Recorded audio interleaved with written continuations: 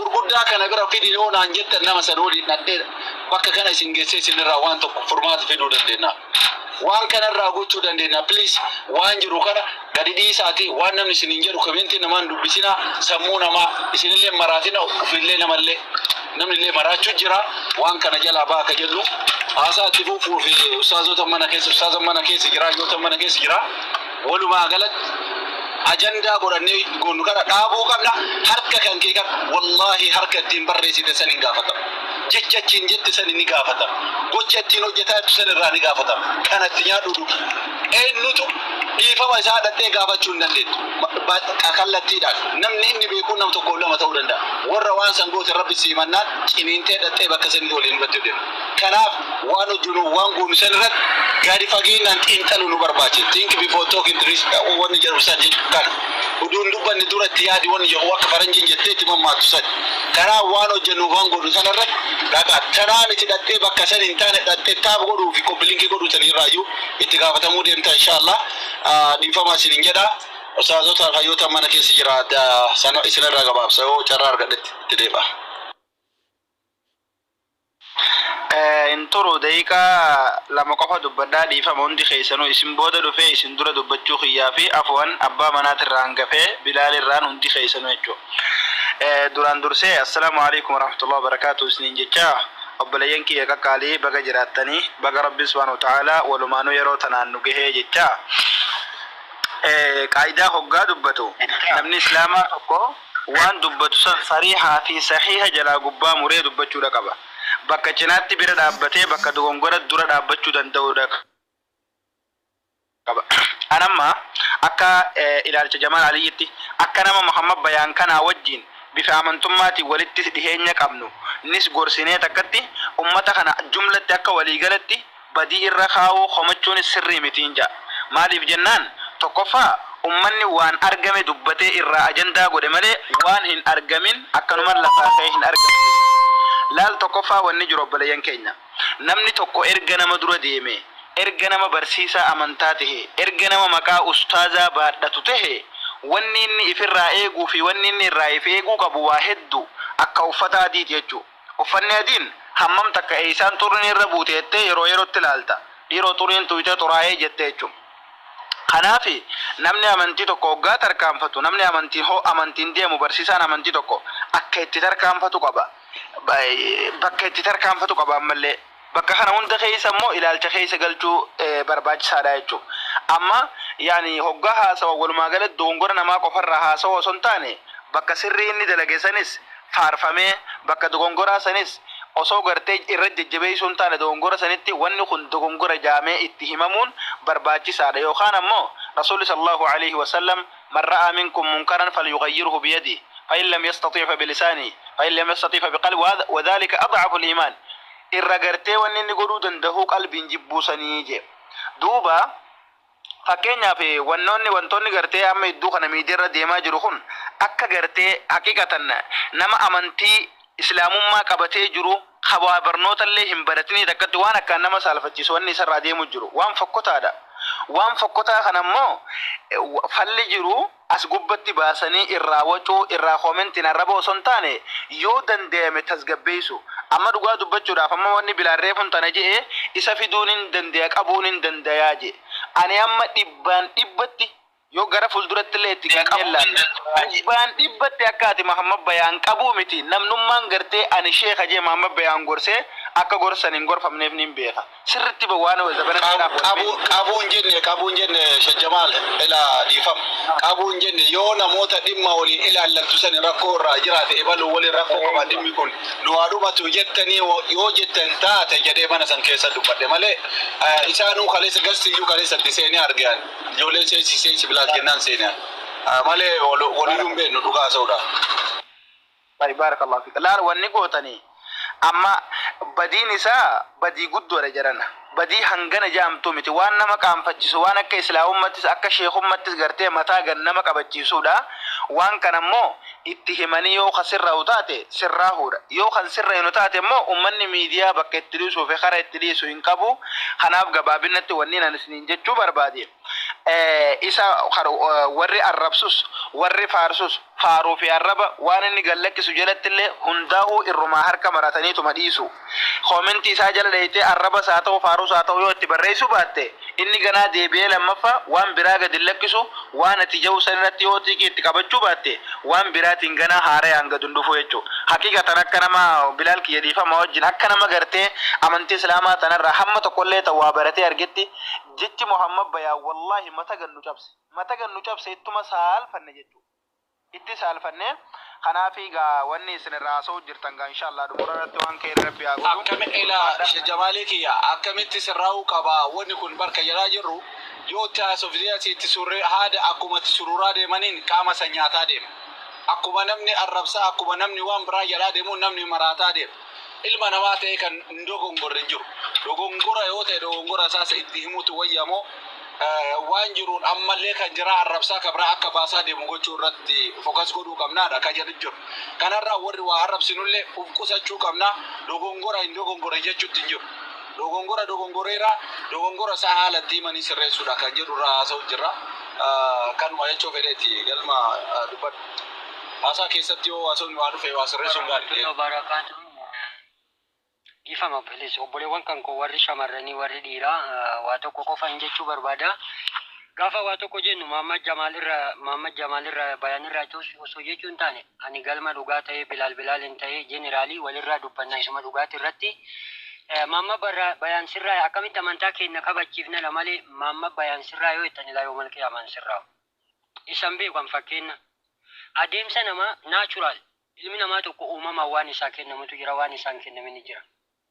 Nama cancala itti godhanii fardi cancalaan sirraa'u ni jira fardi cancala sanillee erguma afaan keessa kaaniin sirroofne ni jira.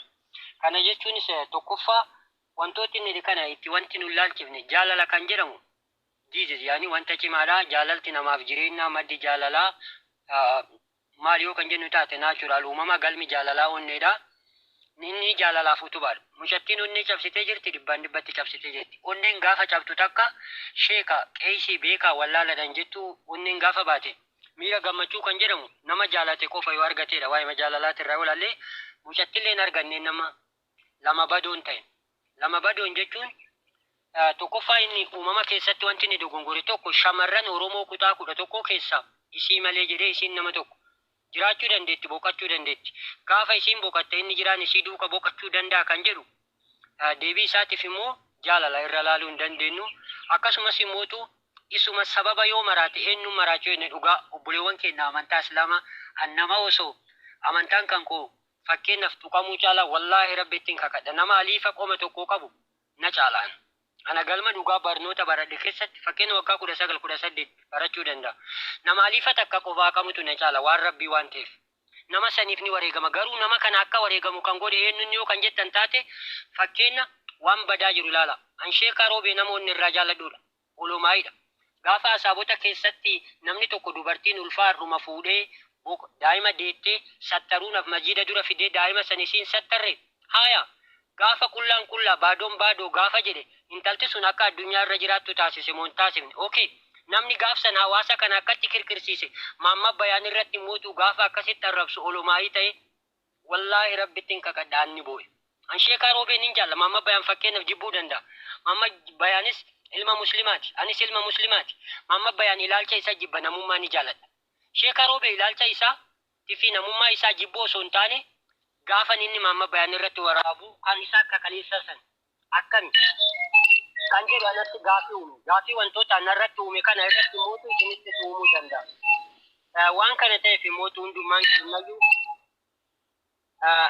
wallaaluun waa dubbachuun dura waa jechuu danda'a jennee irraa dubbachuun dirqama keenya. Tokkoffaa isumaayyuu Muhammad Bayaan bira ga'uudhaaf walla dagaayuu kan jedhamu Muhammad Bayaan bira ga'uudhaaf nama tokko akka Bilaal jedhe think before you speak dubbachuun dura yaadee dubbachuu something is better nothing. Bilaal dubbateef yoo dubbate namni sun gatiin qabu beekumsa isaatiin ala hawaasa kana keessatti. Fakkeenya namoonni isa maraachaa jiran ulamaa hima ta'ee dursa isa gorsuu barbaachisan. Muhammad Bayaan immoo gaafa isarratti duulli akka amantaa islaamatitti warroota akka kaffaaloo amantaa keenyatti keessuuf karaa bannee jirra dhiiroo. Har'allee warruma gaafa cidha keenyaa gadda keenyaa nurraa osoo hin hiranne gaafa qiini keenya gadda itti ta'u gaafa gammachuun islaamaa mootu gadda itti ta'u jara saniif gaafa karaa barruun bannu mootu ulumaa'imman faallaa qiyaamaa ulumaa'in xiqqeessudha. Wallahi sun ulumaa'in xiqqeessu gaafa ulumaa'in namni diinaa qofaa qabu ulumaa'in xiqqeesse nu warri waan beekne barnoota ammayyaa malee akkam nuun jettan akkamitti nu komattan. Fakkeenyaaf isintu bakka gaariitti hin argamin waan ta'eef Muhammad Bayaan maaliif irra laaluu dida? Gaafa inni quraana biyyaa morma qomaa qabettu mucattiin quraana qomaa qabaachuudha malee inni waa'ee quraanaa himoo osoo hin taane amala ofii himaa jiran gammaatitti. Quraanni rabbii bakkuma san jira. Amala isaattu bade amma. Kanaaf akkamitti qabatan yoo jettan maraatan Oromiyaa keessa jiraachuun natti tola. Akka kutaatitti mooraa maraataa dhabuudhaaf harargeetu qabuu qaba. Hin ajjeefnas jiru. Hin tolchinas jiru. Ulumaa'ii fakkeenya abbootii keenya Shaamin Ibroo fa'aa irraa dabalatee Shee Abduu Shinfaa Ustaaz Abdurrahmaan fa'aa dabalatee takki maatii isaatitti muudhan. Namni biyyaan tola, boofni biyyeen tola, qabuudha maraataa TikTok irratti hawaasa musliimaa maraachisu kan. Amantaan keenya Quraana Ameerikaa keessattuu yeroo dorgommiidhaaf amantaa itti waaman yuunivarsiitii Falfardi duratti nama tokkoffaa ba'edha. Dr. Zakir warra akka addunyaatti illee xiqqeessa warroonni mootuu isarraa yoo dubbannullee waan kana ta'eef duraan dursanii abbootiin keenya kan amantaa gaafa dogongorri isin keessaa dhufe wasirreessa malee gara keessatiin miidiyaa irratti waliin xiqqeessina. Dhaamsa kiyya kan obbolummaati. Isin caalaa beekee mitaan nama waan beekne. Barnoonni ani qomaa qabu aliifata akka nama qomaa qabu hin geettu. Inni dabalataa mootuu mucattiin isa qabuu dandeetti. Dhiirti gaafa jaalalaan maraatti ummanni maatiin isaa marti firti osoo dhaabadhu jedheen yoo mucattiin amantaa kanaa dhugaa quuqamte namicha jaalate san malee hin argu jaalala jechuun ijaa gurra hin qabdu. Dubartii miti haati isaa osoo boonii wal bira kaanii haadhuma rabbii jabeesse tama ajjeefne osoo jedhaniin haadhatii ajjeessa jedhan nama loofidha. Loofidha amma. Loofiin ittiin laallamu dhibee hamaadha. Dubartiin mootuu addunyaa kanarraa warroota dhiiraa abbama fedhe yoo ta'e jaalala dhugaa kennuu irratti dubartiin dhibbaan dhibbatti kun Maayik Zeefilubbi kan jedhamu jaalaluma irratti ni kenniti. Isiin isa maraachitee jirti dhibbaan dhibbatti itti yaaddellee ta'uu beekaa maraachulleef ta'uu mucattiin qabuu dandeetti. Namni jaalate garabbii jedhii dhaabbadhu jechuun irraa amma booniyyeen gaccalleessu jetteen afaan ofii hin cufata. Booniyyeetti dhaamsa dhaamatee akka gaccallisiiftu abbootiin amantaa mootuu wal qabaa jechuudha. Yoon dogongoree difama onni irraa isin jaaladhaa wanti isin jaaladhuuf namni amantaa kootii martu anaaf ruuhii kooti. Oromummaan dhiigaa walitti qabna amantaa kan koo warroonni kabachiisuudhaaf akkanatti dubbataa jirtan wallahi galatooma garuu filis Muhammad Bayaan akka harargeetitti ilmaan jaarraa abbaa gadaa ilmaan elemoo qilxuu ajjeeftanillee dhiiftanillee rabbi irraa isin gaafatu dursa isin ilaallata. Qaba maraataa keessa mooraa maraataatti itti ijaara. Nu bakki walitti nu qabdu muslimummaa fi oromummaa qofa malee jalqaba maraataa kutaa inni itti maraateetudha. Yoon akka nu maraataa marti hin jiru miti nullee sheekka maaliin faa qabna. Haa ta'u garuu akkanatti maraatumsi garagara. Addunyaa gubbarraa maraataan hanga addunyaatti Paakistaan keessatti nama qaama ofii nyaatedha maraataa akka addunyaatti. Akka Oromoo keessaa maraataan tokkoffaan Muhammad Bayaan jedhee fudhan. Wallahi sun wallahi itti kakadu. Maaliif? Karaan jannata geessu karaa durba shawaa qofa. Erga akkamitti amantaa keessaa ba'ee jira ganaa shaadaa fudhachiisuu barbaachisa. Kanuman jechuu barbaadaa galatooma. Iyyee galatoomaa carraanaa kennaati. Asirratti ani kan hin jechuu barbaadu abbootiin amantaa warri bebbeekamaan keessaa ammaaf hin gorsine keessaa warri naannoo isaa itti dhaqanii dhiisii wanta akkanaa gaarii miti wanta akkanaa jedhanii gadi qabanii maaf hin gorsine namni dogoggoruu danda'a. Garuu kuni Muhammad Bayaan irraa hin eegamu. Beekaa tokko hayyuu amantaati barsiisaa amantaa ta'a. Kana gadi ba'ee dubbachuun isaa irraa hin eegamu kun dhugaa rabbii walitti himuu taanaan nurraa illee hin eegamu warra beekumsa hin qabne irraa. Kanaafuu jennaan akkasi. Gama biraatiin immoo warra amantaa biraan qaanfadheen dhugaa rabbii. Eenyu inni kan akka keenyaa gabba'ee waa'ee hudduu haasaa oola ijoollee keenya keessaa. Kana sirra ba'ee waan akkanaa dubbataa oolu ijoollee keenya ijoollee amantaa biraati. Maaf naamusa dhabe namni keenya? Maaliif wal qabuu dadhabe namni keenya? Maaf wal qabuu dadhabe? Beekaan inni silaa quraana beeku gabba'ee akkana dubbata. Maaliif waliin gorsine? Maaliif gorsilli waliin kennamne hin jedhe ana kanan na dhibe dhugaa rabbii. Ama warra amantaa biraa baay'een qaanfadhe dhugaa rabbii wallahi. Marran qaanfadhe. Mee amantaa biraa keessaa ortodoksii kana gabba'ee dubbatu mee ilaala. Hin jiru. Pheenxeenis hin jiru. Waaqeffataanis hin jiru. Inni gabba'ee maqaa walii balleessus keenyuma jechuudha. Kanaafuu jennaan gara Muhammad Bayaaniin ituu keessaan gorfamee keessaan dhowwamee jedhe irra gaariidha. Gorsuu irratti immoo warri isaa sun adda dureedhaan gorsuu ni dandeessi. Ituu keessaan isiitti himamee gorsii wanta akkanaa gaarii miti jedhameetu isiittuu himame irra gaariidhaan jedhaan akkana gabba'ee haasa'amuu isaarra jechuu kootiyan. Namni garuu dogoggoruu danda'a. Garuu kun isarraan eegamu jedheen amanaan galatoomaa abdii carraanaa kennuu keetiif.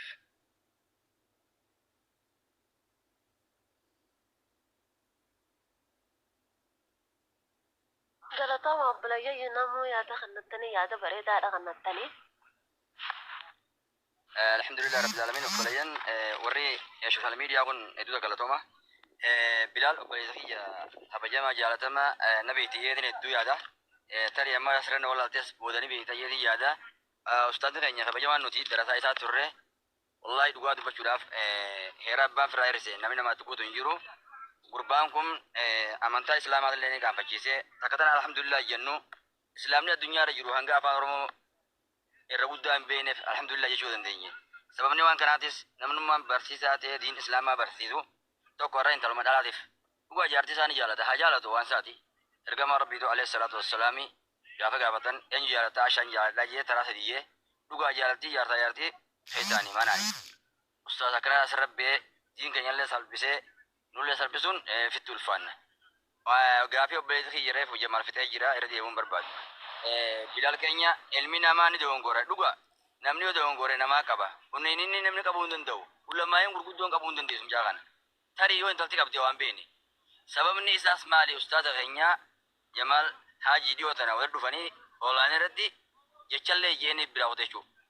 Kanaaf obboleeyyan kiyya warri as keessatti waan adda addaa isa kana dheessa harargeen dhugaa harargeen goota ni qabdi sheeka ni qabdi badaas ni qabdi haa taatu kana kana rabbi nu garsiifne addunyaarra rabbi diin islaamaa kuyyoo dhagaa nama rabbi isa rakkoodha beeta nuti amma darasaa isaati isaan nu barsiisu ture hanga kitaabni inni nu barsiise kun maali jennee fi booda deemnu namni uffifamuu jira kun maal fakkaata diin islaamaa keessa maaltu deemu jira waan akkanaa jechuudha obboleessa kiyya Bilaal galatoom ulfaadhu namni itti dhiyeenyaan beeku kan bira jiru qabuu dadhabeessa dhugaa dubbachuudhaaf.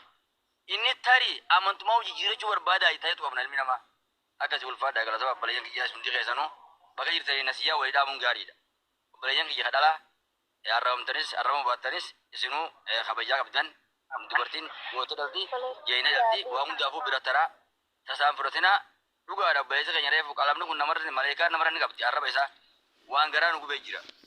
Nama taa'een dadhabde waan ta'e isaati dhufa.